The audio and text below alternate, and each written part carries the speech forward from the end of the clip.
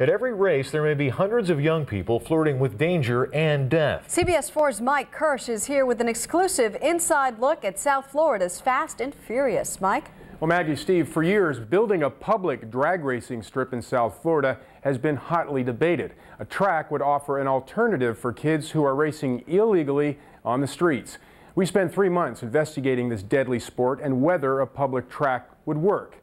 You decide as we take you closer than ever to South Florida's Fast and Furious.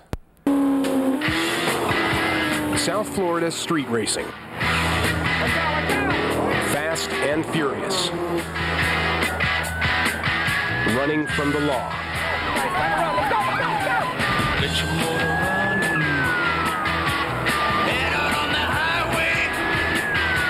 Gravely mistaking life for the movies. And whatever comes our way, born to be wild. All too often, death waits at the end of the run. The gruesome images of racing carnage do not stop racers from coming back for more, night after night, as if they are immune from the deadly results that prevail after reaching speeds over 100 miles per hour. It's a disease, they say, a drug. It's an American tradition. It is the passion they have for racing that convinced us they have no intention of stopping, regardless of the law.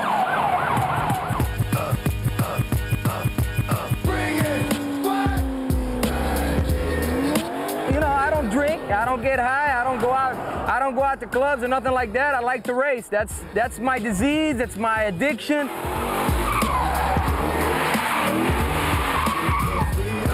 You feel like the king of the world. It's awesome. As soon as you're hearing that engine roaring and you're in the seat, you and the guy next to you racing, trying to hit that finish line, seeing who gets first. It's nothing like that feeling, bro. It's like better than being the president. And like a presidential veto, racers race around the law to catch a thrill. Using NOS, nitrous oxide systems, in their machines for extra thrust and power. This is my nitrous setup. It's like injection of steroids for your engine. It's a rush. It's like going fast is my drug and my car's my needle.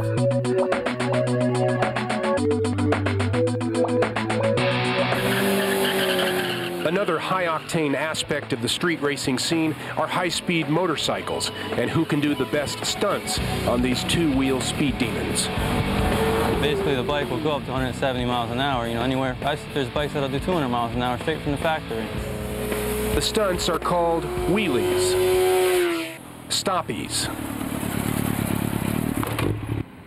For those who don't surf on surfboards, surfing the bike. Skiing behind the bike. Skiing next to the bike. Or just leisurely kicking back for a nice ride. The big problem, of course, is that this is all being done on public streets and highways.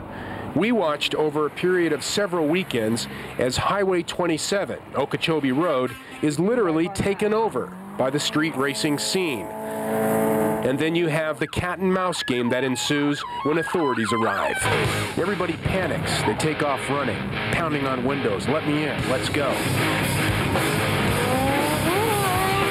The cops chase them off, but they're right back an hour later. It's about 2:45 in the morning. After a second round of cat and mouse, a racer slams into a guardrail, abandons his car, and runs off into the Everglades. This time we have the other agencies. We have a chopper that's trying to look for him on the other side.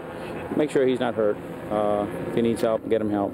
The Florida Highway Patrol and other law enforcement agencies do a good job of sweeping in and busting up racing scenes.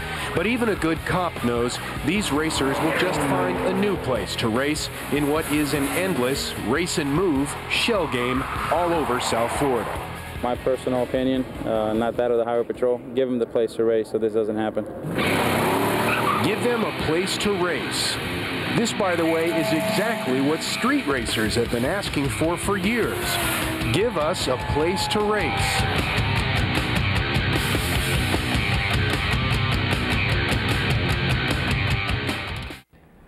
Now, that place to race would be a publicly funded racetrack. Tomorrow night, we'll look at the pros and cons of this idea, plus take a closer look at who these racers are. It may surprise you. Mike Kirsch, CBS 4 News.